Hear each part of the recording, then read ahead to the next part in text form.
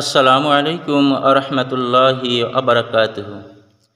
বইয়ের নাম নবী জীবনের বৈশিষ্ট্য, সৈয়দ আবুল আলা মওদুদী রহমতুল্লাহ। আধুনিক প্রকাশনী। ভাষান্তর আ.ন.ম.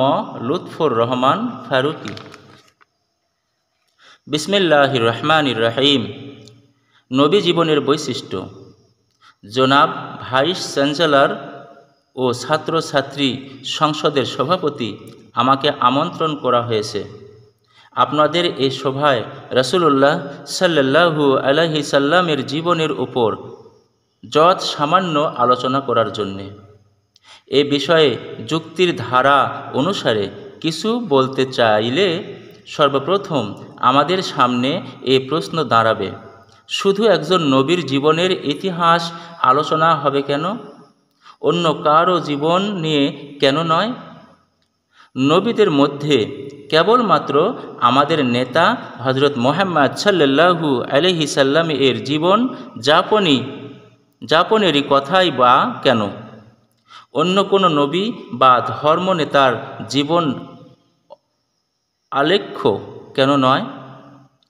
সর্বপ্রথম এ প্রশ্নের জবাব দেয়া এজন্য প্রয়োজন যে আমাদের সামনে যেন একথা পরিচ্ছন্ন হয়ে যায় যে আসলে আধুনিক বা প্রাচীনকালের কোনো নেতার চরিত্রে নয়, বরং একজন নবীর জীবনীতেই সত্যের সন্ধান পাওয়া যেতে পারে, এবং অন্য কোনো নবী বা ধর্মনেতার জীবনে নয়, বরং মুহাম্মদ সাল্লাল্লাহু আলাইহি সাল্লামের জীবনেই আমরা নির্ভুল ও পূর্ণাঙ্গ হেদায়েত লাভ করতে পারি। প্রকৃতপক্ষে আমরা সে হেদায়েতের মুখাপেক্ষী। খোদাই হেদায়েতের প্রয়োজনীয়তা। একথা অনস্বীকার্য সত্য যে জ্ঞানের উৎস হচ্ছে ওই মহান সত্তা যিনি এই মহাবিশ্ব সৃষ্টি করেছেন এবং তাতে মানব জাতিকে পাঠিয়েছেন।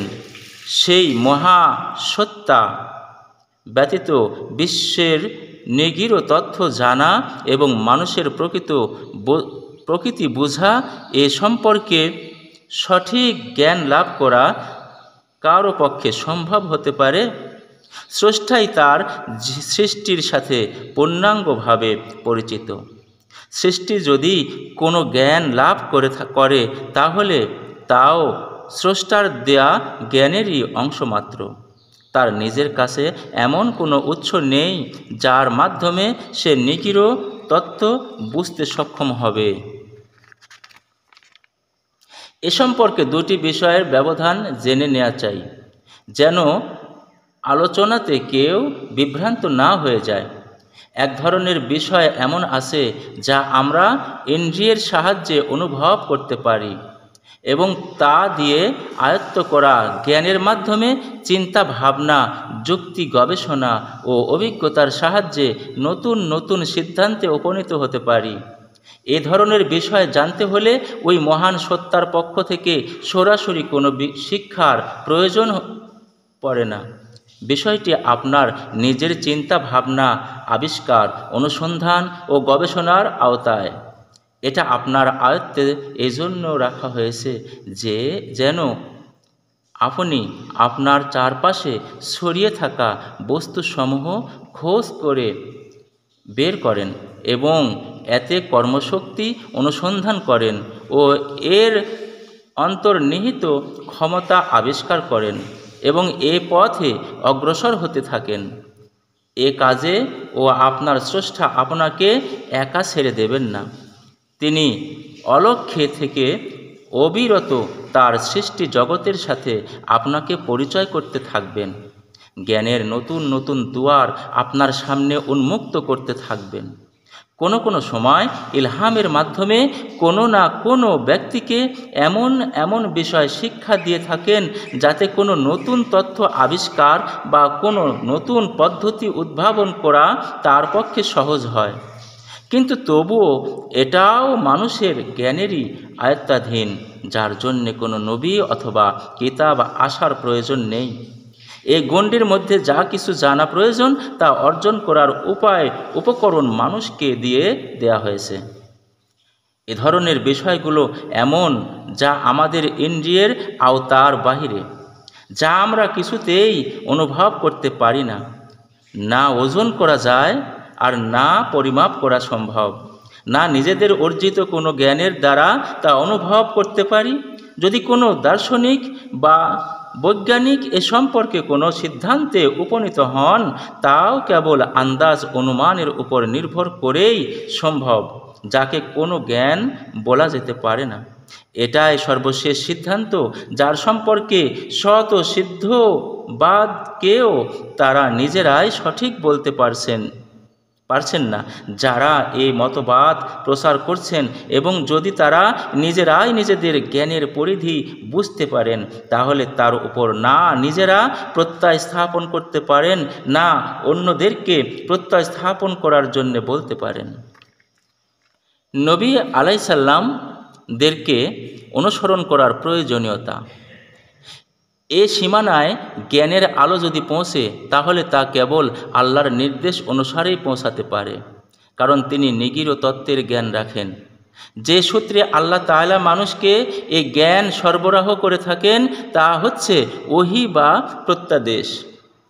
ওহী কেবলমাত্র নবী আলাইহিসসালামদের উপরেই অবতীর্ণ হয়ে থাকে। আল্লাহ তাআলা আজ পর্যন্ত এমন করেননি যে একটি বই লিখে সবার হাতে দিয়ে বলে দিয়েছেন যে এ বইখানি পড়ে দেখো, তোমার ও এ বিশ্বের তত্ত্ব কি, এ তত্ত্ব অনুসারে জগতে তোমাদের কর্মপন্থা কি হওয়া চাই। এই জ্ঞান মানুষের কাছে পৌঁছানোর জন্যে তিনি সব সময় নবী আলাইহিসসালামদেরকেই মাধ্যম হিসেবে নির্বাচন করেছেন, যেন তারা কেবল শিক্ষা দিয়েই ক্ষান্ত না হন, বরং তাকে বুঝিয়েও দেন এবং তদ অনুযায়ী কাজ করেও দেখান। আর এই শিক্ষা গ্রহণকারীদেরকে নিয়ে এমন কাজ সমাজ গঠন করেন যার প্রতিটি বিভাগ ও শিক্ষার জীবন্ত প্রতীক্ষ হয়ে ফুটে ওঠে। এ সংক্ষিপ্ত আলোচনায় একথা পরিষ্কার হয়ে গেছে যে আমরা পথ প্রাপ্তির জন্যে একমাত্র নবী আলাইহিসসালামের জীবন আলোচনার মুখাপেক্ষী।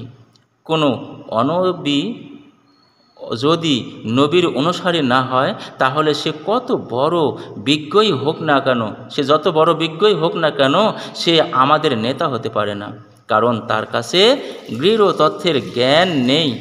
আর যার কাছে নিগূঢ় তত্ত্বের জ্ঞান নেই, সে কখনো আমাদেরকে নির্ভুল ও সঠিক জীবন ব্যবস্থা দিতে পারে না। মুহাম্মদ সাল্লাল্লাহু আলাইহি সাল্লাম ব্যতীত অন্য কোনো নবীর নিকট হেদায়েত না পাওয়ার কারণ। এখন এ প্রশ্ন আলোচনা করা যাক যে সমস্ত মনীষীগণকে আমরা নবী বলে মনে করি এবং যে সমস্ত ধর্ম নেতাদের সম্পর্কে আমাদের ধারণা যে তারা হয়তো নবী ছিলেন, তাদের মধ্য থেকে আমরা কেবলমাত্র মুহাম্মদ সাল্লাল্লাহু আলাইহি সাল্লাম এর জীবন কথার মহিমা গ্রহণের চেষ্টাই বা কেন করি? এ কি কোনো সংকীর্ণতার ফল, না এর পিছনেও কোনো কারণ আছে? আমার মতে এর একটা বিশেষ কারণ হচ্ছে এই যে সমস্ত নবী সম্পর্কে কোরআনে উল্লেখ আছে, তাদেরকে যদিও আমরা আন্তরিকভাবে বিশ্বাস করি ও নবী হিসাবে মানি, কিন্তু তাদের মধ্যে কোনো একজনকেও শিক্ষা এবং জীবন কথা আমাদের কাছে পৌঁছায়নি, যার আলোকে আমরা তাদেরকে অনুসরণ করতে পারি।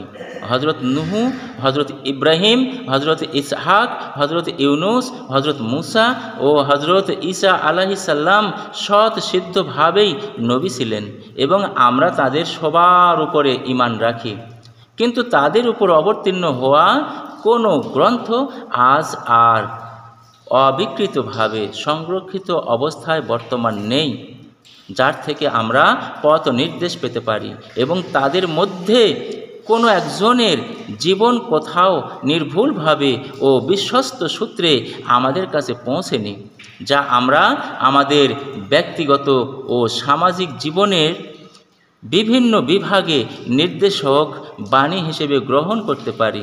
যদি এসব নবীদের শিক্ষা ও জীবন কথা সম্পর্কে কেউ কিছু লিখতে চায়, তাহলে সে কয়েক পাতা ব্যতীত কিছুই লিখতে পারবে না।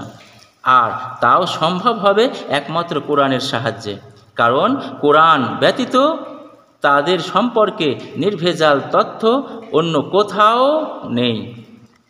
ইহুদি ধর্মগ্রন্থ নবী আলাইসাল্লামদের অবস্থা। হজরত মুসা আলাইসাল্লাম ও তার পরবর্তী নবীদের জীবন কথা এবং তাদের শিক্ষা সম্পর্কে বলা হয়েছে যে এসব বাইবেলের আদি পর্বে ওল্ড টেস্টামেন্ট বর্ণিত হয়েছে, কিন্তু ঐতিহাসিক দৃষ্টিকোণ থেকে বাইবেল পর্যালোচনা করে দেখুন আসল তাওরাত, যা হজরত মুসা আলাইহিসসালামের উপর অবতীর্ণ হয়েছিল খ্রিস্টপূর্ব 600 শতকে, বাইতুল মুকাদ্দাস ধ্বংসের সাথে সাথে তাও বিলুপ্ত হয়ে গেছে। আর এরই সাথে অন্যান্য নবীদের উপরে অবতীর্ণ গ্রন্থসমূহ বিনষ্ট হয়ে যায়, যা এর পূর্বে নাজিল হয়েছিল। খ্রিস্টপূর্ব 5ম শতকে যখন বনি ইসরাইলগণ বাইবেলের বন্দি দশা থেকে মুক্তি পেয়ে ফিলিস্তিন পৌঁছে তখন হজরত উজাইর আলাইহিসসালাম আরও কয়েকজনের সাহায্যে হজরত মুসা আলাইহিসসালামের জীবন বৃত্তান্ত বা বনি ইসরায়েলের ইতিহাস রচনা করেন এবং এতে তাওরাত ওই সমস্ত আয়াত বা শ্লোক ও স্থান বিশেষে উল্লেখ করেন যেসব শ্লোক তার ও তার সঙ্গীগণের হাতে ছিল। খ্রিস্টপূর্ব 4র্থ দশক থেকে শুরু করে খ্রিস্টপূর্ব 2য় শতক পর্যন্ত বিভিন্ন ব্যক্তি অজ্ঞাত ওই সমস্ত নবীদের গ্রন্থাদি অজ্ঞাত সূত্রে রচনা করেন, যা তাদের থেকেও কয়েক শতাব্দী অতীত হয়ে যায়। যেমন খ্রিস্টপূর্ব 3য় শতকে কোনো এক ব্যক্তি হজরত ইউনুস আলাইহিসসালামের নামে এক গ্রন্থ রচনা করেন, বাইবেলের সাথে যোগ করে দেয়, অথচ তিনি খ্রিস্টপূর্ব 8ম শতকের নবী ছিলেন। জবুর হজরত দাউদ আলাইহিসসালাম এর মৃত্যুর শত বছর পরে লেখা হয়ে থাকে এবং এতে হজরত দাউদ আলাইহিসসালাম ছাড়াও প্রায় 100 জন কবির কাব্য যোগ করে দেওয়া হয়। হজরত সুলাইমান আলাইহিসসালামের মৃত্যু হয় 933 খ্রিস্টপূর্বে, অথচ সুলাইমানি প্রবাদসমূহ 250 খ্রিস্টপূর্বাব্দে লেখা হয় এবং তার সাথে আরও অনেক জ্ঞানীজনের উপকথা সংকলন করে দেওয়া হয়। মূল কথা হচ্ছে বাইবেলের কোনো গ্রন্থেরই সনদি ওই সমস্ত নবী আলাইহিসসালামদের কাল পর্যন্ত পৌঁছে না। যেসব তাদের বলে দাবি করা হয় তার উপর হিব্রু বাইবেলেরও এই সমস্ত গ্রন্থে 70 খ্রিস্টাব্দে বাইতুল মুকাদ্দাসের দ্বিতীয়বার বিধ্বস্ত হয়ে যাবার সাথে সাথে বিলীন হয়ে যায় এবং কেবলমাত্র এর গ্রিক অনুবাদ টিকে থাকে, যা 258 খ্রিস্টপূর্ব থেকে 1ম খ্রিস্টপূর্ব পর্যন্ত অনূদিত হয়েছিল। হিব্রু বাইবেল 2য় শতক ইহুদি পণ্ডিতগণ ওই সমস্ত পাণ্ডুলিপির সাহায্যে সম্পাদনা করেন যা নিশ্চিহ্ন হওয়ার হাত থেকে রক্ষা পেয়ে যায়। গ্রন্থটির প্রাচীনতম সংখ্যা যা আজ পাওয়া যায় তা 916 খ্রিস্টাব্দে লেখা হয়েছিল। এটা ব্যতীত আর কোনো হিব্রু গ্রন্থ পাওয়া যায়নি। মৃত সাগরের নিকট কমরান গৃহায় যে হিব্রু তফসিল পাওয়া যায় তাও অনধিক 2য় অথবা 1ম খ্রিস্টপূর্বাব্দের লেখা। এতেও বাইবেলের কয়েকটি মাত্র বিক্ষিপ্তাংশ পাওয়া যায়। বাইবেলের প্রথম 5খানা গ্রন্থের যে সংকলন সামেরীদের কাছে প্রচলিত তার প্রাচীনতম সংখ্যা 1100 খ্রিস্টাব্দের লেখা। গ্রিক অনুবাদ যা 3য় ও 2য় শতক খ্রিস্টাব্দের তাও আবার অসংখ্য ভুল ভ্রান্তিতে পরিপূর্ণ। ওই অনুবাদ থেকেই ল্যাটিন ভাষায় দ্বিতীয় ও তৃতীয় খ্রিস্টাব্দে অনুদিত হয়। হজরত মুসা আলাইসাল্লাম ও তার পরবর্তী নবীদের জীবন কথা ও শিক্ষা সম্পর্কে এসব তথ্য আমরা কোনো মানদণ্ডে বিচার করে গ্রহণযোগ্য বলে মনে করতে পারি? এছাড়া ইহুদিদের মধ্যে মুখে মুখে শোনা কিছু বর্ণনাও পাওয়া যেত, যাকে মৌখিক বিধান বলা হতো। সেগুলো 13-1400 বছর পর্যন্ত অলিখিত অবস্থায় থাকে। খ্রিস্টীয় দ্বিতীয় শতকের শেষের দিকে ও তৃতীয় শতকের প্রথম দিকে রাব্বি ওহুদা বিন শামুন এগুলোকে মিশনা নাম দিয়ে পুস্তকের আকার দেন। ফিলিস্তিনি ইহুদিগণ এবং একখানা ব্যাখ্যা হালকা নামে এবং বাবেলি পণ্ডিতগণ আগাদা নামে যথাক্রমে তৃতীয় ও পঞ্চম শতকে লেখেন এবং এ তিনখানা গ্রন্থের একত্রে নাম দেয়া হয় তালমুদ। এর বর্ণনাকারীদের কোনো সনদ নেই যার বলে মানা যেতে পারত। যে কোনো ব্যক্তি কার থেকে শুনে এর বর্ণনা করেছে? হজরত ঈসা আলাইসাল্লাম ও খ্রিস্টানদের ধর্মগ্রন্থ।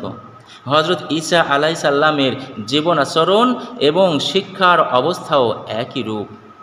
মূল ইঞ্জিল যা আল্লাহ তাআলার পক্ষ থেকে ওহির মাধ্যমে হজরত ঈসা আলাইসাল্লাম এর উপর অবতীর্ণ হয়েছিল তা মৌখিকভাবে জনগণকে শোনানো হয়েছিল এবং তার নিজের বাণী ও ইঞ্জিলের বাণী একাকার করে দেয়া হয়। পুস্তকের কোনো একটি কাব্য হজরত ঈসা আলাইসাল্লাম বা তার যুগে অথবা তার পূর্বেও লেখা হয়নি, বরং লেখার কাজ ওই সমস্ত খ্রিস্টানগণ শুরু করে যাদের ভাষা ছিল গ্রিক, অথচ হজরত ঈসা আলাইসাল্লামের মাতৃভাষা সিরিয়ান অথবা আরামি ছিল। তার শিষ্যগণও ওই ভাষাতেই কথাবার্তা বলতেন। গ্রিক ভাষাভাষী অনেক গ্রন্থাকার ওই সমস্ত বর্ণনা আরামি ভাষায় শুনে গ্রিক ভাষায় গ্রন্থবদ্ধ করে নেয়। এ সমস্ত গ্রন্থাকারের কোনো গ্রন্থই খ্রিস্টীয় 70 সালের পূর্বে রচিত হয়নি এবং এদের মধ্যে এমন কোনো গ্রন্থাকার নেই যিনি কোনো ঘটনা বা হজরত ঈসা আলাইসাল্লামের কোনো কাব্য, কোনো বাক্য বর্ণনাকারীর বরাত দিয়ে বর্ণনা করেছেন, যাতে সিদ্ধান্ত করা যেতে পারে তারা কোনো উক্তি কার কাছে শুনে বর্ণনা করেছেন। উপরন্তু তাদের লেখা কোনো গ্রন্থই আজ আর সংরক্ষিত নেই। বাইবেলের নতুন নিয়মের নিউ টেস্টামেন্ট কয়েক হাজার গ্রিক সংখ্যা একত্র করা হয়েছিল, কিন্তু তন্মধ্যে একখানাও পাওয়া যায়নি যা 4th খ্রিস্টাব্দের পূর্বে লেখা হয়েছে, বরং অধিকাংশই 11 থেকে 14 শতকের লেখা। মিশরে পেপিরাসের উপর লেখা যে সমস্ত বিক্ষিপ্তাংশ পাওয়া যায় তার কোনোটিই 3য় শতকের চাইতে পুরাতন নয়। গ্রিক থেকে ল্যাটিন ভাষায় অনুবাদ কে কখন ও কোথায় করায় তার হদিস আজও পাওয়া যায়নি। 4th শতকে পোপের আদেশে এসব পুনর্লিখিত হয়। অতঃপর 16 শতকে এগুলো বাদ দিয়ে গ্রিক থেকে ল্যাটিনে আর এক নতুন অনুবাদ প্রকাশ করা হয়।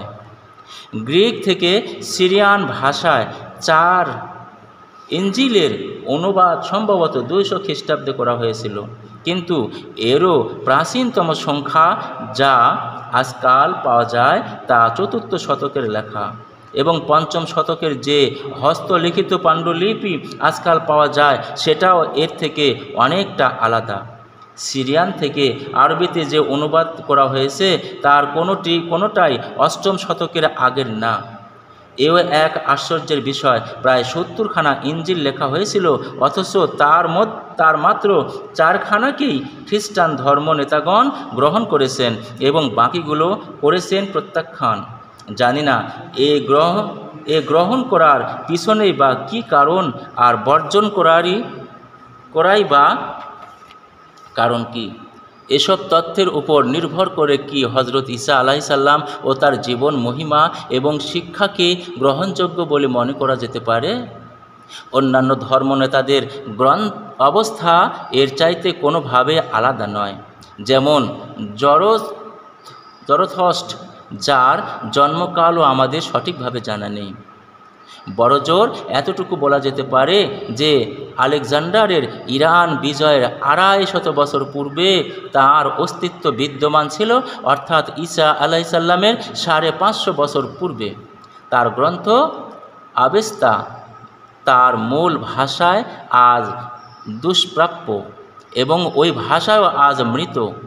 যে ভাষায় তা লেখা অথবা বর্ণনা করা হয়েছিল, খ্রিস্টীয় 9ম শতকে তার কিছু অংশের ব্যাখ্যাসহ অনুবাদ 9 খণ্ডে করা হয়েছিল, কিন্তু তাও আবার প্রথম 2 খণ্ড বিনষ্ট হয়ে যায় এবং আজকাল তার প্রাচীনতম সংখ্যা পাওয়া যায়, তাও আবার ত্রয়োদশ শতকের মধ্যবর্তী সময়ের লেখা। এত হলো জরথ্রস্টের দেয়া ধর্মগ্রন্থের অবস্থা। বাকি রইল তার জীবন বৃত্তান্ত। সে সম্পর্কেও আমাদের এর চাইতে বেশি জানা নেই যে 40 বছর বয়সে তিনি ধর্ম প্রচার শুরু করেন। 2 বছর পর সম্রাট গোস্ত সব তার শিষ্যত্ব গ্রহণ করেন এবং তার ধর্ম হিসেবে স্বীকৃতি লাভ করেন। তিনি 77 বছর জীবিত ছিলেন। তার মৃত্যুর পর যতই দিন অতীত হতে লাগলো, তার জীবন সম্পর্কে অদ্ভুত উপাখ্যান রচিত হতে লাগলো, যার কোনো ঐতিহাসিক ভিত্তি নেই। দুনিয়ার বিখ্যাত ধর্ম নেতাদের মধ্যে বুদ্ধ ছিলেন আর একজন। জরথ্রস্টের মতো তার সম্পর্কেও ধারণা এই যে তিনি হয়তো নবী ছিলেন, কিন্তু তিনি আদতেই কোনো গ্রন্থ দিয়ে যাননি। না তার অনুসারীগণ কোনো দাবি করেন যে তিনি কোনো গ্রন্থ দিয়েছিলেন। তার মৃত্যুর 100 বছর পর তার বাণী ও জীবন কথা সংগ্রহ করার কাজ আরম্ভ হয় এবং তা কয়েক শতাব্দী চলতে থাকে। কিন্তু এ ধরনের যতখানি গ্রন্থ বুদ্ধ ধর্মের মূল গ্রন্থ হিসেবে পরিচিত, তার একটাতেও বর্ণনা পরস্পর দেওয়া হয়নি, যার দ্বারা জানা যেত যে কোনো সূত্রে এসব বাণী ও জীবন কথা সংগ্রহগণের হাতে পৌঁছিয়েছে।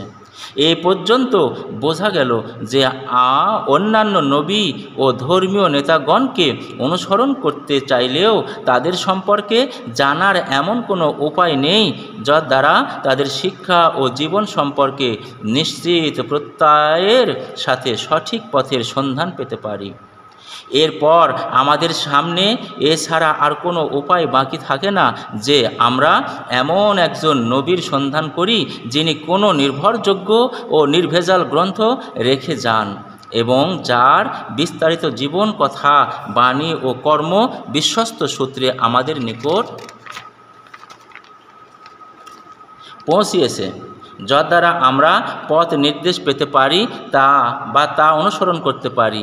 এ ধরনের ব্যক্তিত্ব সারা বিশ্বের ইতিহাসে কেবল মাত্র একজনই পাওয়া যায়, আর মুহাম্মদ সাল্লাল্লাহু আলাইহি সাল্লাম এর ব্যক্তিত্বই এই সমস্ত গুণের সমষ্টি। তিনি একখানি গ্রন্থ কুরআন এর দাবির সাথে পেশ করেছিলেন যে এসব আল্লাহর বাণী যা আমার উপর অবতীর্ণ হয়েছে। এই গ্রন্থ পর্যালোচনা করতে গিয়ে আমরা প্রত্যয়ের সাথে অনুভব করি যে তাতে কোনো ভেজাল মিশ্রিত হয়নি, এমনকি স্বয়ং রাসূলুল্লাহ সাল্লাল্লাহু আলাইহি সাল্লামের কোনো বাক্যও এতে সামিল হয়নি, বরং তার বাণী সমূহ এবং এর থেকে সম্পূর্ণ আলাদা রাখা হয়েছে। বাইবেলের মতো তার জীবন কথা আরবদের ইতিহাস এবং সমকালীন ঘটনাবলী এতে আল্লাহর বাণীর সাথে একাকার করে দেয়া হয়নি। এই সমস্ত নির্ভেজাল আল্লাহর বাণী, এর মধ্যে আল্লাহ ব্যতীত অন্য কারো এক বর্ণ সংযোগ করা হয়নি। তার বাক্য থেকে একটা অক্ষরও কমানো হয়নি। তা রাসূল সাল্লাল্লাহু আলাইহি সাল্লামের যুগ থেকে একই অবস্থায় আমাদের যুগ পর্যন্ত চলে এসেছে। এই গ্রন্থ যখন থেকে নবী করিম সাল্লাল্লাহু আলাইহি সাল্লামের উপর অবতীর্ণ হতে থাকে তখন থেকেই তিনি তা লিখিয়ে নিতে থাকেন। যখনই কোনো প্রত্যাদেশ আসতো তখনই তিনি তার নিজস্ব কোনো লেখককে ডাক দিতেন এবং তাকে দিয়ে বাণীসমূহ লিখিয়ে নিতেন। লেখা শেষ হলে তাকে পড়ে শোনানো হতো। যখন তিনি নিশ্চিন্ত হতেন যে লেখক সঠিকভাবে তা লিখেছেন তখন তিনি কোনো সংরক্ষিত স্থানে সেসব রেখে দিতেন। প্রতিটি অবতীর্ণ ওহী সম্পর্কে তিনি লেখককে বলে দিতেন যে কোন সূরার সাথে কোন কোন আয়াতের আগে বা পরে তা গ্রন্থিত করা হবে। এভাবে তিনি নিজেই কোরআন গ্রন্থিত করতে থাকেন, যা পরে পূর্ণাঙ্গ রূপ লাভ করে। অতঃপর নামাজ সম্পর্কে ইসলামের উদয় লগ্ন থেকেই এ নির্দেশ ছিল যে নামাজে কোরআন মজিদ বাধ্যতামূলকভাবে পড়তে হবে। এজন্য সাহাবাগণ তা অবতীর্ণ করার সাথে সাথেই মুখস্থ করে নিতেন। অনেকেই সম্পূর্ণ কোরআন কণ্ঠস্থ করে নেন এবং অনেক সংখ্যক সাহাবা এমন ছিলেন যারা কোরআনের অংশ বিশেষ নিজ নিজ স্মৃতিতে সংরক্ষণ করেন। এছাড়া ওই সমস্ত সাহাবা যারা লেখাপড়া জানতেন তারা কোরআনের বিভিন্ন অংশ নিজেরাই লিখে রাখতেন। এভাবে কোরআন রাসূল সাল্লাল্লাহু আলাইহি সাল্লামের সময় 4 প্রকারে সংরক্ষিত হয়। 1. তিনি নবী নিজেই ওহী লেখককে দিয়ে অদ্যান্ত লিখিয়ে দেন। 2. অনেক সাহাবা সম্পূর্ণ কোরআন এক এক অক্ষর সহ কণ্ঠস্থ করে নেন। 3. এমন কোনো সাহাবী রাদিয়াল্লাহু তাআলা আনহু ছিলেন না যিনি কোরআনের কোনো না কোনো সূরার কিছু না কিছু অংশ কণ্ঠস্থ করে রাখেননি, কারণ তাকে তা নামাজে পড়তেই হতো। তাদের সংখ্যা কত ছিল সে সম্পর্কে দিয়ে অনুমান করুন যে রাসূলুল্লাহ সাল্লাল্লাহু আলাইহি সাল্লামের সাথে বিদায় হজের সময় 1,40,000 সাহাবা উপস্থিত ছিলেন। 4. লেখাপড়া জানা অনেকেই কোরআন লিখে নেন এবং রাসূলুল্লাহ সাল্লাল্লাহু আলাইহি সাল্লামকে পড়ে শোনান ও তার বিশুদ্ধতা সম্পর্কে নিশ্চিত হন। অতএব এটা এক অনস্বীকার্য সত্য যে আজকের কোরআন যা আমাদের কাছে বর্তমান আর এক এক অক্ষর সহ ওই কোরআন যা রাসূলুল্লাহ সাল্লাল্লাহু আলাইহি সাল্লাম আল্লাহর বাণী হিসেবে পেশ করেছেন। হযরত সাল্লাল্লাহু আলাইহি সাল্লাম এর ইন্তিকালের পর প্রথম খলিফা হযরত আবু বকর রাদিয়াল্লাহু তাআলা আনহু হাফেজে কোরআনকে ও কোরআনের পাণ্ডুলিপি সমূহ একত্রিত করেন এবং তার সাহায্যে কোরআনের এক পূর্ণাঙ্গ সংকলন প্রস্তুত করে নেন। হযরত ওসমান রাদিয়াল্লাহু তাআলা আনহু এর সময় এ সংকলন নকল করে ইসলামী বিশ্বের বিভিন্ন কেন্দ্রে সরকারিভাবে প্রেরণ করা হয়। এর 2খানা কপি আজও বর্তমান আছে, একখানা ইস্তাম্বুলে ও অন্যখানা তাশখন্দে। কেউ দেখতে চায় তো কোরআনের যে কোনো একখানা ছাপানো কপি নিয়ে সেগুলোর সাথে মিলিয়ে দেখতে পারে। কোনো ব্যতিক্রম পরিলক্ষিত হবে না। আর ব্যতিক্রম হতে পারে কি করে, যেখানে রাসূলুল্লাহ সাল্লাল্লাহু আলাইহি সাল্লামের যুগ থেকে শুরু করে প্রতি যুগে লক্ষ কোটি হাফেজে কোরআনের সমর্থন বিদ্যমান।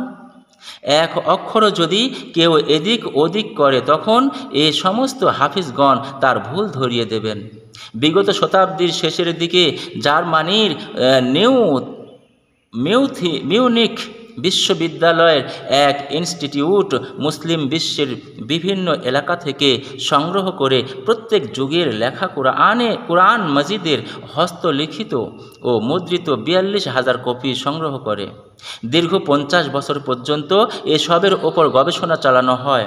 অতঃপর যে রিপোর্ট প্রকাশিত হয় তাতে বলা হয়েছে যে এ সংকলনগুলোতে লেখার ত্রুটি ব্যতীত অন্য কোনো ব্যবধান বা অসঙ্গতি নেই, অথচ এগুলোতে প্রথম শতক হিজরি থেকে চতুর্থ শতকের সংকলনের সমাবেশ ছিল এবং দুনিয়ার প্রতিটি অঞ্চল থেকে সংগ্রহ করা হয়েছিল।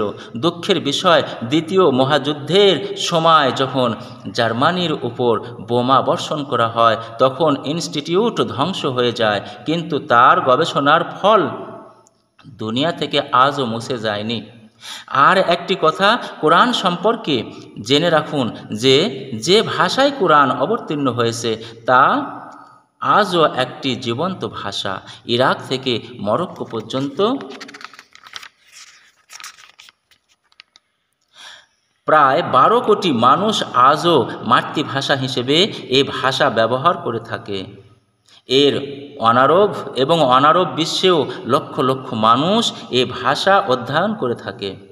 আরবি ভাষার ব্যাকরণ, তার শব্দকোষ, বাক ভঙ্গি ও পরিভাষা সমূহ ১৪০০ বছর থেকে অপরিবর্তিত অবস্থায় চলে আসছে।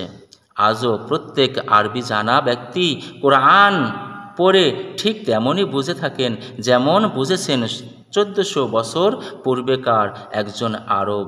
এ হচ্ছে মুহাম্মদ সাল্লাল্লাহু আলাইহি সাল্লামের গুরুত্বপূর্ণ বৈশিষ্ট্য, যা তিনি ব্যতীত অন্য কোনো নবী বা ধর্ম নেতার মধ্যে পাওয়া যায় না। আল্লাহ তাআলার পক্ষ থেকে মানব জাতির পথ প্রদর্শনের জন্যে যে গ্রন্থ তার উপর অবতীর্ণ হয়েছে তা আজও মূল বচনসহ কোনো পরিবর্তন ব্যতীতই বর্তমান। সিরাত ও সুন্নাতের পূর্ণাঙ্গ প্রমাণ। এবার আর একটি বৈশিষ্ট্যের দিকে লক্ষ্য করলে দেখা যাবে যে এতেও রাসূলুল্লাহ সাল্লাল্লাহু আলাইহি সাল্লাম অন্যান্য নবী ও ধর্ম নেতাদের মধ্যে অদ্বিতীয়। আর তা হচ্ছে এই যে তার উপর অবতীর্ণ গ্রন্থের মতো তার জীবন কোথাও সংরক্ষিত আছে। এতে আমরা জীবনের প্রতি ক্ষেত্রে হেদায়েত লাভ করতে পারি। শিশুকাল থেকে শেষ নিঃশ্বাস ত্যাগ করা পর্যন্ত যত লোক তাকে দেখেছে, তার কাজকর্ম লক্ষ্য করেছে, তার কথাবার্তা শ্রবণ করেছে, তার ভাষণ শুনেছে, তাকে কোনো বিষয়ে আদেশ করতে ও কোনো কিছু থেকে নিষেধ করতে শুনেছে, তা অসংখ্য লোক স্মরণ রেখেছে এবং তাদের উত্তর পুরুষদের কাছে তা পৌঁছে দিয়েছে। কোনো বিশেষজ্ঞের মতে এ ধরনের লোকের সংখ্যা প্রায় ১ লক্ষ, যারা স্বচক্ষে ও স্বকানে শোনা ঘটনাবলী তাদের বংশধরদের কাছে বর্ণনা করে গেছেন। রাসূলুল্লাহ সাল্লাল্লাহু আলাইহি সাল্লামও কোনো নির্দেশ লিখে দিয়েছেন বা বিভিন্ন স্থানে প্রেরণ করেছেন, যা পরবর্তীকালে পাওয়া যায়। সাহাবীদের মধ্যে কমপক্ষে ৬ জন এমন ছিলেন যারা তার হাদিস লিখে তাকে পড়ে শোনাতেন, যেন তাতে কোনো ভুল ভ্রান্তি না থাকে। এ সমস্ত লেখাও পরবর্তীকালের লোকদের হস্তগত হয়। হুজুর সাল্লাল্লাহু আলাইহি সাল্লাম এর মৃত্যুর পর প্রায় ৫০ জন সাহাবা রাদিয়াল্লাহু তাআলা আনহু তার জীবন কথা, ঘটনাবলী ও বাণী সমূহ লিখিত আকারে সংগ্রহ করেন এবং জ্ঞানের এ ভাণ্ডারটিও ওই সমস্ত লোকদের হাতে পৌঁছে যারা পরবর্তীকালে হাদিস সংগ্রহ ও সংকলনের কাজ সমাধা করেন। যে সমস্ত সাহাবা রাদিয়াল্লাহু তাআলা আনহু তার জীবন কথা সম্পর্কে জ্ঞাতব্য বিষয়ে মৌখিক বর্ণনা করেন, তাদের সংখ্যাও যেমন আমি আগেই উল্লেখ করেছি যে কোনো গবেষকের মতে ১ লক্ষ হবে। এতে আশ্চর্য হওয়ার কিছু নেই, কারণ সর্বশেষ হজ যা রাসূলুল্লাহ সাল্লাল্লাহু আলাইহি সাল্লাম কর্তৃক সমাধা হয়, যাকে হুজ্জাতুল বিদা বা বিদায় হজ বলা হয়ে থাকে, তাতেও ১,৪০,০০০ ব্যক্তি উপস্থিত ছিলেন। এত এত লোক তাকে হজ করতে দেখেছেন, তার হজ করার পদ্ধতি লক্ষ্য করেছেন এবং ওই ভাষণও শুনেছেন। তা হুজ্জাতুল বিদায় সময় তিনি দিয়েছেন। এটা কি করে সম্ভব হতে পারে যে এত লোক এমন গুরুত্বপূর্ণ সময় তার সাথে হজ করেছেন, আর নিজ নিজ এলাকায় ফিরে যাওয়ার পর তাদের আত্মীয় স্বজন, বন্ধু বান্ধব ও পাড়া প্রতিবেশীরা তাদের কাছে এ সফর সম্পর্কে কোনো কিছুই জানতে চায়নি কিংবা হজের নিয়ম কানুন জিজ্ঞেস করেননি? এতেই অনুমান করা যেতে পারে যে রসুল সাল্লাল্লাহু আলাইহি সাল্লামের মতো মহামানবের এ জগৎ থেকে বিদায় নিয়ে যাবার পর মানুষ কত সংগ্রহের সাথে তার অবস্থা, বাণী এবং নির্দেশনাবলী ওই সমস্ত লোকদের কাছে জিজ্ঞেস করে থাকবেন যারা তাকে স্বচক্ষে দেখেছেন এবং তার বাণী সকর্ণে শুনেছেন। রাসূলুল্লাহ সাল্লাল্লাহু আলাইহি সাল্লাম থেকে যে পর্যন্ত বর্ণনা পরবর্তীকালের লোকদের কাছে পৌঁছিয়েছে তাদের সম্পর্কে প্রথম থেকেই এই নিয়ম রক্ষা করা হয়েছে যে তিনি রসূলের বরাত দিয়ে কোনো কথা বলতেন তখন তাকে বলতে হতো যে তিনি একথা কার কাছে শুনেছেন এবং তিনি যার কাছে শুনেছেন সে কার কাছে শুনেছেন। এভাবে একে অন্যের সূত্র বর্ণনা করতে হতো যাতে নিশ্চিত হওয়া যায় যে সত্যি এ কথা রাসূল সাল্লাল্লাহু আলাইহি সাল্লাম বর্ণনা করেছেন। যদি বর্ণনার সূত্র কোথাও বিচ্ছিন্ন দেখা যেত তাহলে মনে করা হতো যে এ বর্ণনা নির্ভুল হবার ব্যাপারে যথেষ্ট সন্দেহ আছে।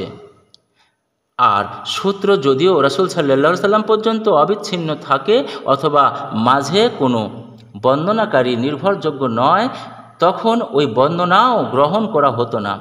এ বৈশিষ্ট্য কেবলমাত্র নবী সাল্লাল্লাহু আলাইহি সাল্লামের জীবনে পাওয়া যায় যে তার সম্পর্কে কোনো কথাই প্রমাণ ছাড়া গ্রহণ করা হয়নি, বরং সূত্র সম্পর্কেও কেবল এটা দেখা হয়েছে যে বর্ণনাকারীরা সবাই নির্ভরযোগ্য কিনা। এজন্যে বর্ণনাকারীদের জীবন অবস্থা পর্যালোচনা করা হয় এবং এসবের উপরেও গ্রন্থাদি রচনা করা হয়। সে সমস্ত গ্রন্থ পাঠে ধারণা করা যেতে পারে যে কে নির্ভরযোগ্য ছিল আর কে ছিল না, কার চরিত্র ও কর্ম কেমন ছিল, কার স্মরণশক্তি নির্ভুল ছিল আর কার ছিল না, কে ওই ব্যক্তির সাথে সাক্ষাৎ করেছে যার থেকে হাদিসটি বর্ণনা করা হয়েছে আর কে সাক্ষাৎ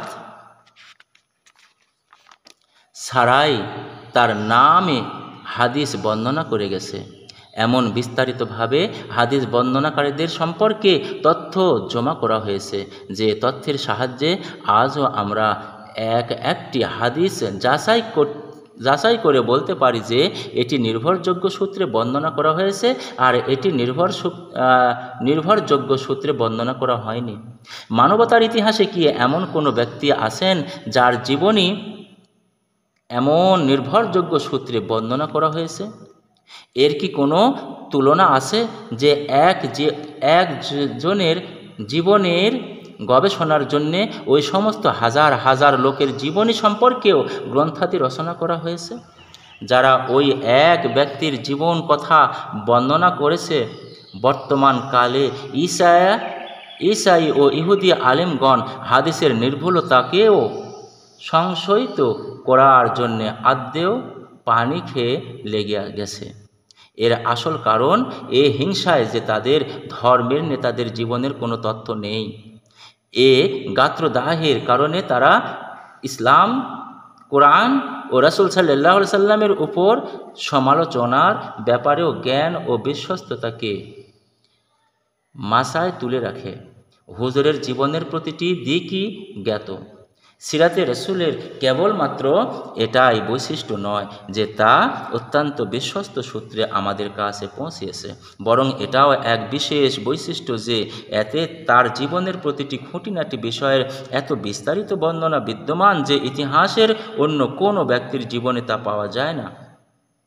তার বংশমর্যাদা কেমন ছিল, নবুয়ত পাওয়ার আগে তার জীবন পদ্ধতি কী ছিল, তিনি কিভাবে নবুয়াত প্রাপ্ত হলেন, কিভাবে তার উপর ওহী নাজিল হতো, তিনি ইসলামের বাণী কিভাবে প্রচার করতেন, সংকট ও বিরোধিতার মোকাবেলা কিভাবে করতেন, তার পারিবারিক জীবন কেমন ছিল, কী ধরনের চারিত্রিক শিক্ষা তিনি দিয়ে থাকতেন, তার নিজের স্বভাব চরিত্র বা কেমন ছিল, কিসের তিনি আদেশ দিয়েছেন এবং কী ধরনের কাজ করতে তিনি নিষেধ করেছেন, এই সমস্ত খুঁটিনাটি বিষয় বিস্তারিতভাবে হাদিস এবং সিরাতের কিতাব সমূহে বিদ্যমান। তিনি একজন সেনাপতিও ছিলেন এবং তার নেতৃত্বে যতগুলো যুদ্ধ পরিচালিত হয়েছে সেসব যুদ্ধের বিস্তারিত বর্ণনা আমরা জানতে পারি। তিনি একজন রাষ্ট্রনায়কও ছিলেন এবং তার শাসন ব্যবস্থার পূর্ণাঙ্গ বর্ণনাও আমাদের কাছে বর্তমান। তিনি একজন বিচারকও ছিলেন এবং তার আদালতে পেশকৃত সমস্ত মোকদ্দমার কার্যবিবরণী আমাদের কাছে মজুদ আছে। আর আমরা এও জানতে পারি যে কোন মোকদ্দমার রায় তিনি দিয়েছেন। তিনি হাটে বাজারেও বের হতেন এবং স্বচক্ষে দেখতেন যে জনগণ কিভাবে বেচা কিনা করছে। যে কাজ অন্যায়ভাবে হতে দেখতেন তা থেকে তিনি বিরত রাখতেন এবং যে কাজ সঠিকভাবে হতে দেখতেন তাতে তিনি সন্তোষ প্রকাশ করতেন। মূল কথা হচ্ছে এই যে জীবনের এমন কোনো দিক বাকি নেই যে সম্পর্কে তিনি কোনো পথ নির্দেশ দেননি। এ কারণে আমরা সংকীর্ণতা মুক্তভাবে জ্ঞান ও তত্ত্বের ভিত্তিতে বলতে পারি, যে সমস্ত নবী ও ধর্মনেতাদের মধ্যে একমাত্র মুহাম্মদ সাল্লাল্লাহু আলাইহি সাল্লামই ওই সত্তা যার কাছে বিশ্ব মানবতা হেদায়েত ও পথের দিশা পেতে পারি, কারণ তার দেয়া কিতাব মূল বাক্যসহ সংরক্ষিত আছে এবং তার জীবন কথাটাও সমস্ত প্রয়োজনীয় খুঁটিনাটি সহ যা হেদায়েতের জন্যে প্রয়োজন অতি বিশুদ্ধ ও বিশ্বস্ত সূত্রে আমাদের কাছে পৌঁছেছে। এখন আমাদেরকে পরীক্ষা করে দেখতে হবে যে তার জীবনী আমাদেরকে কি বার্তা বা পথ নির্দেশ দেয়। হুজুর পাক সাল্লাল্লাহু আলাইহি সাল্লামের পায়গাম সমগ্র মানবতার জন্যে। তার দাওয়াতের মধ্যে সর্বপ্রথম যে বিষয়টি আমাদের দৃষ্টি আকর্ষণ করে তা হচ্ছে তিনি গাত্রবর্ণ, বংশ, ভাষা ও অঞ্চলের সমগ্র ব্যবধানকে উপেক্ষা করে মানুষকে মানুষ হিসেবেই আহ্বান করেছেন। আর এমন কতগুলো মূল নীতি পেশ করেছেন যা সমস্ত মানুষের জন্যে কল্যাণকর। এ সকল মূল নীতি যে কেউ মানবে সেই হবে মুসলমান এবং সে এক বিশ্ব মুসলিম জাতিতে শামিল হয়ে যাবে। হোক তা গায়ের রং কালো রং কিংবা লাল, সে পূর্বের বাসিন্দা হোক বা পশ্চিমের বাসিন্দা হোক বা অনারব, যেখানেই কোনো মানুষ পাওয়া যায়, যে কোনো দেশে অথবা যে কোনো জাতি বা বংশেই তার জন্ম হোক না কেন, যে ভাষাতে সে কথা বলুক না কেন এবং তার গায়ের চামড়া যে রঙেরই হোক না কেন, মুহাম্মদ সাল্লাল্লাহু আলাইহি সাল্লামের আহ্বান তার প্রতি। আর যদি সে তার দেয়া মূল নীতিসমূহ মেনে নেয় তাহলে সে সম্পূর্ণ সমানাধিকারের সাথে মুসলিম মিল্লাতে শামিল হয়ে যায়। কোনো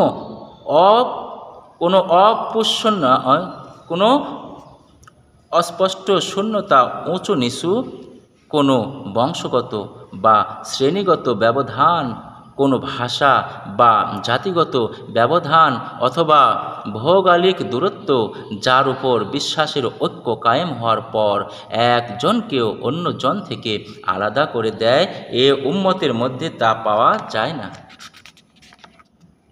গাত্রবর্ণ এবং গোত্রীয় জাতীয়তাবাদের উত্তম চিকিৎসা। একটু চিন্তা করলে দেখা যাবে যে এটা এত বড় কল্যাণ যা বিশ্ব মানবতা লাভ করেছে। মানুষকে যে জিনিসটি সবচাইতে বেশি বিনাশ করেছে তা হচ্ছে ওই ব্যবধান যার প্রাচীর মানুষের মধ্যে খাড়া করেছে। কোথাও তাকে অস্পৃশ্য বলে বর্ণনা করা হয়েছে এবং বলা হয়েছে যে এ হচ্ছে অচ্ছুত, তাই সে ওই অধিকার পাওয়ার যোগ্য নয় যা ব্রাহ্মণের জন্যে নির্দিষ্ট। কোথাও তাকে নিকেশ করে দেওয়ার যোগ্য মনে করা হয়েছে, কারণ সে অস্ট্রেলিয়া বা আমেরিকার এমন এক সময় জন্মগ্রহণ করেছে যখন বহিরাগতদের থেকে জমিন খালি করার প্রয়োজন দেখা দিয়েছে। কোথাও তাকে ধরে ধরে গোলাম বানানো হয়েছে এবং তাকে পশুর মতো খাটিয়ে নেওয়া হয়েছে, কারণ সে আফ্রিকা জন্মগ্রহণ করেছে এবং তার গায়ের রং কালো। অর্থাৎ মানব জাতির জন্যে গোত্র, বংশ, রং, ভাষা ও ভৌগোলিক ব্যবধান প্রাচীন কাল থেকে চলে আসছে। আর এ এক মহা মুসিবতের কারণ হয়ে আছে। এরই ভিত্তিতে যুদ্ধ বিগ্রহ চলতে থাকে। এক দেশ অন্য দেশের উপর সৈন্য পরিচালনা করে, এক জাতি অন্য জাতিকে লুণ্ঠন করে এবং সর্বংশে নিপাত করে ছাড়ে। নবী করিম সাল্লাল্লাহু আলাইহি সাল্লাম এই রোগের এমন এক চিকিৎসা ব্যবস্থা করেন যে ইসলামের শত্রুরাও তা মানতে বাধ্য হয় যে রং, বংশ ও ভৌগোলিক ভেদাভেদ যে সফলতার সাথে ইসলাম দূর করেছে তার সমাধান আর কারও ভাগ্যে জুটেনি। আমেরিকার নিগ্রো বাসিন্দাদের প্রসিদ্ধ নেতা ম্যালকম এক্স, যে এককালে শ্বেতকায়দের বিরুদ্ধে কৃষ্ণাঙ্গদের চরম সংকীর্ণতাবাদীদের নেতা ছিলেন, ইসলাম গ্রহণ করে যখন হজ করতে যান এবং দেখতে পান যে পূর্ব, পশ্চিম, উত্তর, দক্ষিণ চতুর্দিক থেকে বিভিন্ন গোত্রের লোক, বিভিন্ন বংশের মানুষ, বিভিন্ন দেশের লোক, বিভিন্ন ভাষায় কথা বলা লোক এসে জমায়েত হচ্ছে, সবাই একই ধরনের ইহরামের পোশাক পরে আছে, সবাই একই ভাষায় লাব্বাইকের ধ্বনি উচ্চারণ করছে, একত্রে তাওয়াফ করছে এবং একই সারিতে দাঁড়িয়ে একই ইমামের পিছনে নামাজ পড়ছে, তখন তিনি চিৎকার করে বলেন যে বর্ণ এবং বংশের সমস্যার সমাধান এখানে নেই, যা এ যাবৎ আমরা করে আসছি। তাকে তো জালিমেরা হত্যা করে ফেলেছে, কিন্তু তার নিজের লেখা জীবনী আজও ছাপানো অবস্থায় বর্তমান। তাতে আপনি দেখতে পাবেন যে হজ থেকে তিনি কতটুকু প্রভাব গ্রহণ করেছেন। এই হজ তো হচ্ছে ইসলামের ইবাদত সমূহের একটি। যদি কেউ চোখ মেলে ইসলামের সামগ্রিক শিক্ষার প্রতি তাকায়, তাহলে কোথায়ও আঙ্গুলি নির্দেশ করে বলতে পারবে না যে এটা কোনো বিশেষ জাতি, গোত্র, বংশ বা শ্রেণীর স্বার্থে রাখা হয়েছে। এই পূর্ণাঙ্গ দিনই এ কথার সাক্ষ্য বহন করে যে এ ধর্ম সমগ্র মানবতার জন্যে এবং তার দৃষ্টিতে ওই সমস্ত মানুষ সবাই সমান। যারা এর মূল নীতি গ্রহণ করে তারা তার দেয়া বিশ্ব ভ্রাতৃত্বে সামিল হয়ে যায়, বরং এ ধর্মে অমুসলিমদেরও সাথেও ওই ব্যবহার করে না যা শ্বেতাঙ্গেরা কৃষ্ণাঙ্গের সাথে করেছে, যা সাম্রাজ্যবাদী জাতিসমূহ তাদের অনুগত জাতিসমূহের সাথে করেছে, যা কমিউনিস্ট সরকারসমূহ তাদের শাসনাধীনে অকমিউনিস্টদের সাথে করেছে, এবং কি নিজেদের দলের অপছন্দনীয় সদস্যদের সাথেও করেছে। এমনকি নিজেদের দলের অপছন্দনীয় সদস্যদের সাথেও করেছে। এখন আমাদেরকে দেখতে হবে যে মানবতার কল্যাণের জন্যে সে মূল নীতিগুলো কি, যেগুলো রাসূলুল্লাহ সাল্লাল্লাহু আলাইহি সাল্লাম পেশ করেছেন, এবং তার ভিতর এমন কোনো শক্তি নিহিত আছে যা কেবলমাত্র মানবতার কল্যাণের নিশ্চয়তাই দেয় না, বরং সমগ্র মানব জাতিকে এক ঐক্যের সূত্রে আবদ্ধ করে এক উম্মত গঠন করার ক্ষমতাও রাখে। আল্লাহর একত্বের ব্যাপকতম ধারণা এখানে সর্বপ্রথম আল্লাহর একত্বকে স্বীকার করতে হবে। কেবল এ অর্থে নয় যে আল্লাহ আছেন, শুধু এ অর্থেও নয় যে আল্লাহ এজন্যই আছেন, বরং তার অর্থ এই যে বিশ্বের একমাত্র স্রষ্টা, মালিক ও পরিচালক এবং শাসক একমাত্র আল্লাহ তাআলাই। সমগ্র বিশ্বে অন্য কোনো সত্তা নেই যার হাতে সর্বময় শাসন ক্ষমতা পঞ্জীভূত এবং আদেশ করার ও বিরত রাখার অধিকার রয়েছে। যে হারাম করলে কোনো কিছু হারাম হবে আর হালাল করলে হবে হালাল, এ ক্ষমতা তিনি ব্যতীত আর কারো কাছে নেই। কারণ তিনি স্রষ্টা ও মালিক, তাঁরই এ অধিকার আছে যে নিজের বান্দাদেরকে তার সৃষ্ট জগতে যা চাইবে অনুমতি দেবে আর যাকে মনে চাইবে নিষেধ করবে। ইসলামের দাবি এই যে আল্লাহকে এই হিসেবে মানতে হবে যে আমরা আল্লাহ ছাড়া অন্য কারো বান্দা বা দাস নই, আর তার দেয়া বিধানের বিরুদ্ধে অন্য কেউ আমাদের উপর ক্ষমতা প্রয়োগ করার অধিকার রাখে না। তাকে এই হিসেবে মানতে হবে যে আমাদের মাথা তার সামনে ব্যতীত অন্য আর কারো সামনে নত হবার জন্যে সৃষ্টি করা হয়নি। তাকে এই হিসাব মানতে হবে যে আমাদের ভাগ্য নির্ধারণ ও পরিবর্তন কেবল তিনি করতে পারেন।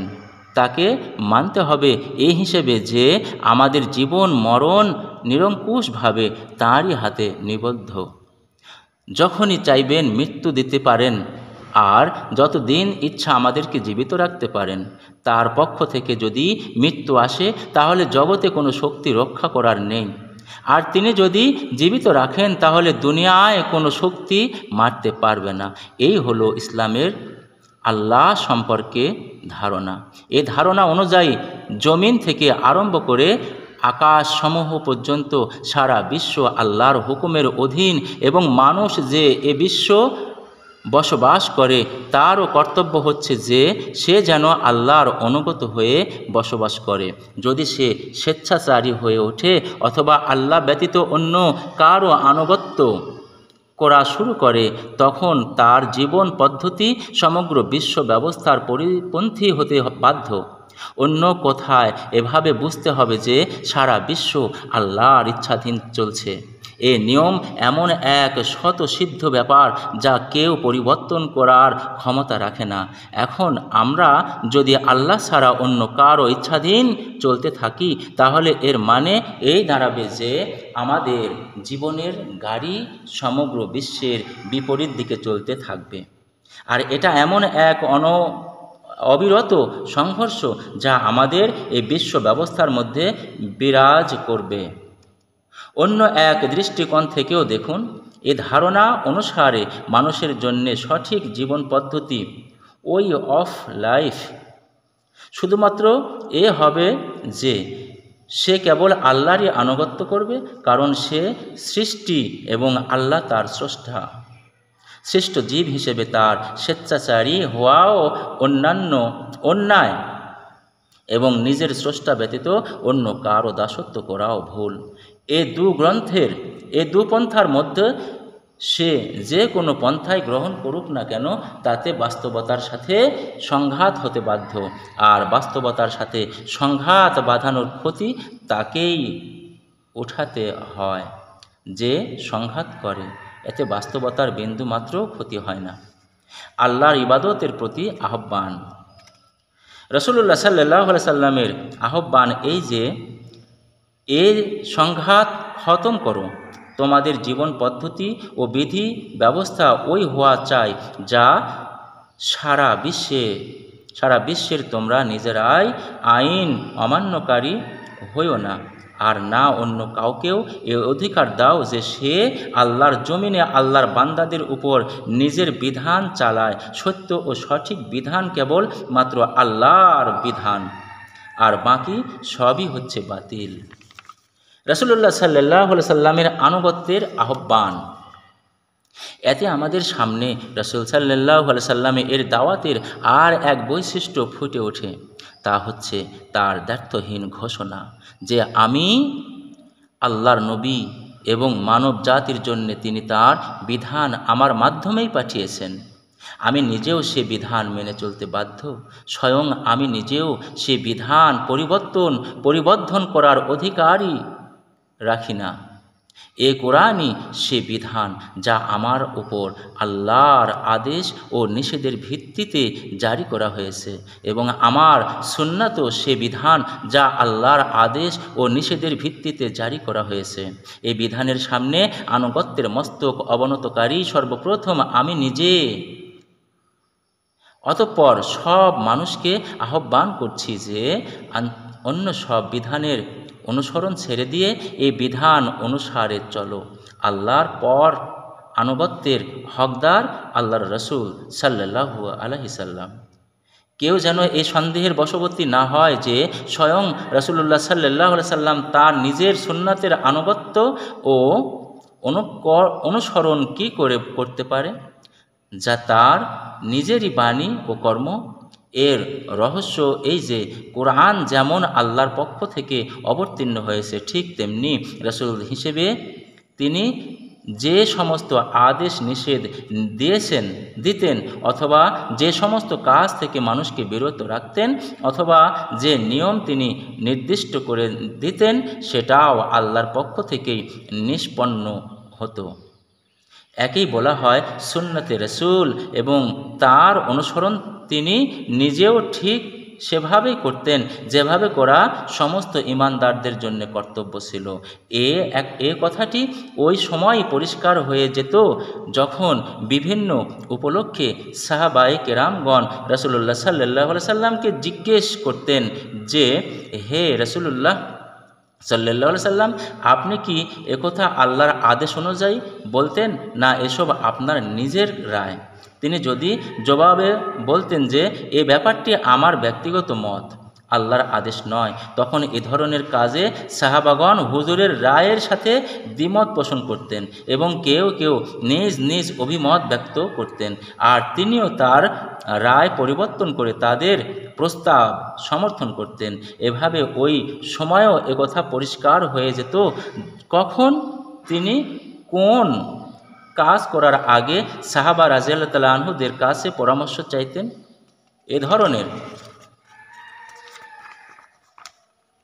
এ ধরনের পরামর্শ একথাই প্রমাণ করত যে এ বিষয়ে আল্লাহর পক্ষ থেকে কোনো নির্দেশ আসেনি, কারণ যদি আল্লাহর আদেশ হতো তাহলে তাতে পরামর্শের কোনো প্রশ্নই উঠত না। এ ধরনের সুযোগ রাসূল সাল্লাল্লাহু আলাইহি সাল্লামের সময় কয়েকবার এসেছে, যার বিস্তারিত বিবরণ আমরা হাদিসে দেখতে পাই। বরং সাহাবাগণ তো ও বর্ণনা করেছেন যে আমরা হুজুর সাল্লাল্লাহু আলাইহি সাল্লামের চাইতে অধিক পরামর্শকারী আর কাউকেও দেখিনি। একটু চিন্তা করলে দেখা যাবে যে এটাও হুজুরের সুন্নতে ছিলই। এ বিষয়ে আল্লাহর কোনো নির্দেশ নেই যে সে বিষয়ের উপর পরামর্শ করা হোক। অন্য কোনো শাসক তো দূরের কথা, স্বয়ং আল্লাহর রসুল সাল্লাল্লাহু আলাইহি সাল্লাম ও তার নিজের রায়কে অন্যদের জন্যে অলঙ্ঘনীয় ফরমান বলে ঘোষণা করেননি। এভাবে আল্লাহর রসুল সাল্লাল্লাহু আলাইহি সাল্লাম তার উম্মতকে পরামর্শ ভিত্তিক কাজ করার শিক্ষা দিয়েছেন। তিনি মানুষকে এ শিক্ষাই দিয়েছেন যে বিষয়ে আল্লাহর আদেশ পাওয়া যাবে, বিনা বাক্য ব্যয়ে তা মেনে নিতে হবে, এবং যে বিষয়ে আল্লাহর আদেশ পাওয়া না যাবে সে বিষয়ে স্বাধীন মতামত ব্যক্ত করার অধিকার ব্যবহার করো। স্বাধীনতার প্রকৃত চার্টার এটা মানব জাতির জন্যে দেয়া ওই চার্টারের যা দ্বীনে হক ব্যতীত জগতে আর কেউ তাকে দেয়নি। আল্লাহর বান্দাগণ কেবলমাত্র আল্লাহরই বান্দা হয়ে থাকবে এবং অন্য কারও গোলাম সে হবে না, এমনকি আল্লাহর রসুল সাল্লাল্লাহু আলাইহি সাল্লামের বান্দাও সে হবে না। তিনি মানুষকে এক আল্লাহ ব্যতীত অন্য সব কিছুর গোলামি থেকে মুক্তি দিয়েছেন, মানুষের উপর থেকে মানুষের প্রভুত্ব চিরকালের জন্য খতম করে দিয়েছেন। সাথে সাথে এক মহা নিয়ামত যা এ পয়গাম মানুষকে দিয়েছেন তা হচ্ছে এমন এক বিধানের শ্রেষ্ঠত্ব যা রদবদল করার অধিকার কোনো বাচ্চা, এক নায়ক অথবা গণতান্ত্রিক বিধানসভা, এমনকি ইসলাম গ্রহণকারী কোনো জাতিকেও দেওয়া হয়নি। এই বিধান ভালো মন্দের স্থায়ী মূল্যায়ন মানুষকে দিয়ে থাকে, যা পরিবর্তন করে কখনো কোনো ভালোকে মন্দ বা মন্দকে ভালো করা যাবে না। তৃতীয় বিষয় যা রাসূলুল্লাহ সাল্লাল্লাহু আলাইহি সাল্লাম আল্লাহর বান্দাদেরকে শিক্ষা দিয়েছেন তা হচ্ছে এই যে তোমাদেরকে আল্লাহর নিকট জবাবদিহি করতে হবে। তোমাদেরকে এই জগতে লাগামহীন করে সৃষ্টি করা হয়নি যে মনে যা আসবে তাই করবে, যা খেতে মন চাইবে তাই খাওয়া শুরু করবে, আর এসব ব্যাপারে তোমাকে জিজ্ঞেস করারও কেউ থাকবে না। বরং তোমরা প্রতিটি কাজ, প্রতিটি বাক্য এবং নিজের সমগ্র স্বাধীন জীবনের কাজের হিসেব নিজের স্রষ্টা ও মালিকের কাছে দিতে হবে। মৃত্যুর পর আবার তোমাকে জীবিত হতে হবে এবং আল্লাহর সামনে জিজ্ঞাসাবাদের জন্য উপস্থিত হতে হবে। এ এমন এক নৈতিক শক্তি যা মানুষের বিবেকের সাথে যদি একাকার হয়ে যায় তাহলে তার অবস্থা এমন হতে বাধ্য যেমন তার সাথে মর্যাদা এমন এক চৌকিদার লেগে আছে যে তার প্রতিটি অন্যায় কাজের সময় তাকে হুঁশিয়ার করে দেবে এবং প্রতিটি পদক্ষেপে তাকে বিরত রাখবে। বাহিরে গ্রেপ্তার করার মতো যদি কোনো পুলিশ অথবা দমন করার মতো কোনো সরকার নাও থাকে, তবুও তার ভিতরে এমন এক প্রহরী বসা থাকবে যার গ্রেপ্তারের ভয়ে সে কখনো নির্জনে বা বনে জঙ্গলে অথবা অন্ধকারেও আল্লাহর নাফরমানি করার সাহস পাবে না। এর চাইতে বেশি মানুষের চারিত্রিক সংশোধন এবং তার ভিতরে নৈতিক শক্তি সৃষ্টি করার জন্যে অন্য উপায় নেই। এছাড়া অন্য যে কোনো পন্থায় চারিত্রিক সংশোধনের জন্যে ব্যবহার করা হোক না কেন এর বেশি হতে পারে না। যে বৈষয়িক দৃষ্টিতে যা ন্যায় কল্যাণকর ও যা অন্যায় ক্ষতিকর তাকেই ন্যায় অন্যায় মনে করা হবে। আর ইমানদারি একটা ভালো পলিসি এর অর্থ এ দাঁড়ায় যে পলিসি হিসেবে যদি অন্যায় ও বেঈমানি লাভজনক হয় এবং তাতে ক্ষতির কোনো ভয় না থাকে তাহলে নিশ্চিন্তে তা করা যেতে পারে। এ দৃষ্টিভঙ্গির ফল তো এ হতে বাধ্য যে যিনি তার ব্যক্তিগত জীবনে সৎ তিনি আবার রাষ্ট্রীয় জীবনে নিকৃষ্টতম বেঈমান, ধোঁকাবাজ, লুণ্ঠনকারী এবং জালেম ও অত্যাচারী। এমনকি ব্যক্তিগত জীবনেও কোনো কোনো বিষয়ে অতি সাধু, আবার কোনো কোনো বিষয়ে অতিশয় বদমাশ। এমনও দেখা যায় যে একদিকে তো তিনি অতি সৎ ব্যবসায়ী ও চরিত্রবান, কিন্তু অন্যদিকে তিনি মদখোর, নারী ধর্ষক, জুয়ারি ও নিকৃষ্ট চরিত্রের পর্যটক।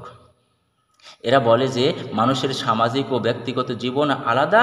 ব্যক্তিগত জীবনের কোনো দোষ ত্রুটির ব্যাপারে যদি কেউ আঙ্গুলি নির্দেশ করে তখন সে তাকে চট করে বলে নিজের কাজে মন দাও, মাইন্ড ইয়োর বিজনেস।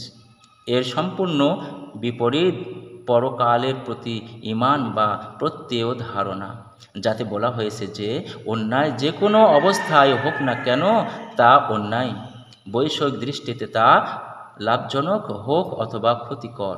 যে ব্যক্তি আল্লাহর সামনে জবাব দেওয়ার অনুভূতি রাখে তার জীবনে ব্যক্তিগত ও সামাজিক বলে আলাদা কোনো বিভাগ হতে পারে না। সে বিশ্বস্ততার সাথে কাজ করলে এজন্য করে না যে এসব ভালো পলিসি, বরং ওই কাজ করার মাধ্যমেই ইমানদারি নিহিত আছে এবং সে ধারণাও করতে পারে না যে সে কোনো কাজে কখনো বেঈমানি করতে পারে। তার বিশ্বাস তাকে এ শিক্ষা দেয় যে তুমি যদি বেঈমানি করো তাহলে জানোয়ারের চাইতেও নিম্নতম পর্যায়ে গিয়ে পৌঁছাবে। যেমন কোরআন মজিদে ঘোষণা করা হয়েছে, লাকাদ খালাকনাল ইনসানা ফি আহসানি তাকওয়িম সুম্মা রাদাদনাহু আসফালা সাফিলিন। আমরা মানুষকে সর্বোত্তমভাবে সৃষ্টি করেছি, অতঃপর তাকে নিম্নতম পর্যায়ে ফেলে দিয়েছি। এইভাবে রাসূলুল্লাহ সাল্লাল্লাহু আলাইহি সাল্লামের নেতৃত্বে মানুষ এক স্থায়ী চারিত্রিক গুণ সম্পন্ন অপরিবর্তনীয় বিধানই কেবল পায়নি, বরং ব্যক্তিগত ও রাষ্ট্রীয় চরিত্র এবং আচার আচরণের জন্যে এমন এক মজবুত খুঁটি পাওয়া গেল যা কখনো নড়ার মতো নয়, যা এ কথারও মুখাপেক্ষী নয় যে কোনো সরকার থাকলে, পুলিশ থাকলে অথবা আইন আদালত থাকলে সে সঠিক পথে চলবে, না হয় অপরাধে অবাধ করতে থাকবে। বৈরাগ্যের স্থলে দুনিয়াদারীদের সাধুতার ব্যবহার। রাসূলুল্লাহ সাল্লাল্লাহু আলাইহি সাল্লামের দাওয়াত আর এক গুরুত্বপূর্ণ শিক্ষা আমাদেরকে দিয়ে থাকে, এবং তা হচ্ছে এই যে সদাচার বৈরাগ্যের পূর্ণ কুটিরে নয়, দরবেশের খানকায়ও নয়, বরং জীবনের প্রতি ক্ষেত্রে মেনে চলার জন্যে যে আধ্যাত্মিকতা ও চারিত্রিক গুণাবলী দুনিয়ার লোকেরা ফকির দরবেশদের মধ্যে তালাশ করতে থাকত, রাসূলুল্লাহ সাল্লাল্লাহু আলাইহি সাল্লাম তা রাষ্ট্রীয় মসনদে এবং আদালতের সামনে নিয়ে আসেন। তিনি ব্যবসা বাণিজ্য, আল্লাহভীতি ও দিয়ানতদারির সাথে কাজ করার শিক্ষা দিয়েছেন। তিনি পুলিশ ও সৈনিকদেরকে তাকওয়া এবং পরহেজগারির সবক দিয়েছেন। তিনি মানুষের এ ভুল ধারণা নিরসন করেছেন যে আল্লাহর ওলি ওই ব্যক্তি যে দুনিয়াদারি ত্যাগ করে কেবলমাত্র আল্লাহ করতে থাকে। তিনি ঘোষণা করেছেন যে ওলি একে বলা হয় না, বরং ওলি তাকে বলা হয় যে শাসক, কাজী, সেনাপতি, দারোগা, ব্যবসায়ী, শিল্পী ও অন্যান্য বিষয়ে একজন দুনিয়াদার হওয়ার সাথে সাথে ওই সমস্ত বিষয়েও নিজে একজন আল্লাহভীরু ও দিয়ানতদার প্রমাণিত হবে। সেখানেই তার ঈমানের পরীক্ষা হবে। এভাবেই সদাচার ও আধ্যাত্মিকতাকে বৈরাগ্যের কুটির থেকে বের করে অর্থনীতি, রাজনীতি, সমাজনীতি, রাজনীতি, বিচারালয় ও যুদ্ধ সন্ধির ময়দানে নিয়ে আসেন এবং এখানে সচ্চরিত্রের রাজত্ব কায়েম করেন। হুজুর পাক সাল্লাল্লাহু আলাইহি সাল্লাম এর হেদায়েতের কল্যাণ, এটা তাঁরই দেয়া নেতৃত্বের ফল ছিল যে মানুষের যে নবুয়তের প্রারম্ভে তিনি যাদেরকে ডাকাত হিসেবে পেয়েছেন তাদেরকে এমন এক অবস্থায় রেখে যান যে তারা আমানতদার এবং আল্লাহর সৃষ্টির জানমাল ও মান ইজ্জতের রক্ষক হয়ে যায়, যাদেরকে অন্যের অধিকার আদায়কারী ও অধিকারের রক্ষণাবেক্ষণকারী এবং অধিকার আদায় সাহায্যকারী বানিয়ে ছাড়েন। তার আবির্ভাবের পূর্বে দুনিয়া ওই সমস্ত শাসকদের দেখেছে যারা নির্যাতন ও নিষ্পেষণের মাধ্যমে অধীন জনগণকে দাবিয়ে রাখত এবং গগনস্পর্শী বালাখানা থেকে নিজ নিজ প্রভুত্ব চালিয়ে যেত। তিনি দুনিয়াকে এমন শাসকের সাথে পরিচিত করান যে হাটে বাজারে সাধারণ মানুষের অন্তরে বসে শাসন করত। তার পূর্বে জগৎ ওই সমস্ত সেনাবাহিনীর সাথে পরিচিত ছিল যারা কোনো জনবসতির উপর পরিচালিত হলে চতুর্দিকে নরহত্যা ও জনবসতিতে অগ্নিসংযোগ করত এবং বিজিত সম্প্রদায়ের নারীদের অশ্লীলতা হানি করত। তিনি নবী জগতের এমন এক সেনাবাহিনীর সাথে পরিচয় করান যারা কোনো শহরে প্রবেশ করলে শত্রু সৈন্য ব্যতীত অন্য কারো ওপর হাত বাড়াতো না, এবং বিজিত এলাকা থেকে যদি তাদেরকে কখনো পশ্চাদপসরণ করতে হতো তাহলে তাদের থেকে আদায়কৃত কর পর্যন্ত ফেরত দিয়ে দিত। মানব জাতির ইতিহাস দেশ ও নগর বিজয়ের কাহিনীতে পরিপূর্ণ, কিন্তু মক্কা বিজয়ের তুলনা আপনি কোথাও পাবেন না। যে শহরের মানুষ 13 বছর পর্যন্ত হুজুর সাল্লাল্লাহু আলাইহি সাল্লামের উপর জুলুম নির্যাতনের স্টিম রোলার চালিয়েছিল। এ শহরেই তিনি নবী এমন অবস্থায় প্রবেশ করেন যে তার মস্তক আল্লাহর সামনে অবনমিত ছিল, তার কপাল উটের কাজোয়ার সাথে গিয়ে লাগছিল। তার ব্যবহারের অহংকার ও গর্বের লেশ মাত্র ছিল না। ওই সমস্ত লোক যারা 13 বছর পর্যন্ত তার উপর জুলুম নির্যাতন চালাতে থাকে, যারা তাকে দেশ ত্যাগ করতে বাধ্য করে এবং যারা হিজরতের পরও 8 বছর পর্যন্ত তার সাথে যুদ্ধ বিগ্রহে রত ছিল, যখন তারা বিজিত হয়ে তার সামনে হাজির হলো, ক্ষমা ও করুণার জন্যে দরখাস্ত করল, তখন তিনি প্রতিশোধ নেয়ার পরিবর্তে ঘোষণা করলেন, লা তাশারিবু আলাইকুম ইজহাবু আফা আনতুম আত্তুলাকা। আজ তোমাদেরকে ধরা হবে না, যাও তোমরা মুক্ত। রাসূলুল্লাহ সাল্লাল্লাহু আলাইহি সাল্লামের মহত্বের যে প্রভাব তার উম্মতের উপর পড়েছে তার নিদর্শন যদি কেউ দেখতে চায়, তাহলে ইতিহাস খুলে সে দেখে নিক যে মুসলমানদের জন্য যখন স্পেন জয় করে তখন তাদের ব্যবহার কেমন ছিল, আর খ্রিস্টানরা যখন তাদের উপর বিজয় লাভ করে তখন তাদের সাথে কি ব্যবহার করা হয়েছে। মুসলমানগণ যখন বাইতুল মুকাদ্দাস তাদের থেকে মুক্ত করে তখন খ্রিস্টানদের সাথে তাদের কি ব্যবহার ছিল, আর ক্রুসেডের যুদ্ধের সময় খ্রিস্টানরা যখন বাইতুল মুকাদ্দাসে প্রবেশ করে তখনই বা তারা মুসলমানদের সাথে কি ব্যবহার করেছিল। সুধীবৃন্দ, রাসূলুল্লাহ সাল্লাল্লাহু আলাইহি সাল্লামের জীবন কথা এক মহাসমুদ্র, যা সীমাবদ্ধ করা একখানি বিরাট গ্রন্থেও সম্ভব নয়। এক বক্তৃতায় কি করে তা সম্ভব? তবুও আমি যথাসম্ভব সংক্ষেপে তার কয়েকটি বিশেষ দিক আলোচনা করলাম। তারাই হবে সৌভাগ্যবান যারা এ একমাত্র হেদায়েতের উৎস থেকে পথের সন্ধান পেতে চায়। ওয়া আখিরি দাওয়ানা আনিল হামদুলিল্লাহি রব্বিল আলামিন।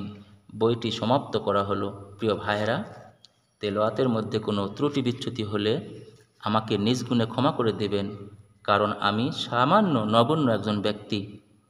আর এই বই থেকে কিছু হেদায়েত যদি হয় আল্লাহ পাক রব্বুল আলামিন, তাহলেই আমাদের এই ভিডিও বা এই বই লেখা সার্থক হবে।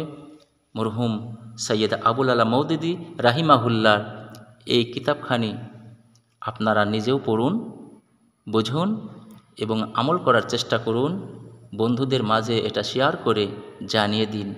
দিন প্রসারের স্বার্থে আমরা সকলে অগ্রসর ভূমিকা পালন করি। আমিন। আসসালামু আলাইকুম ওয়া রাহমাতুল্লাহি ওয়া বারাকাতুহু।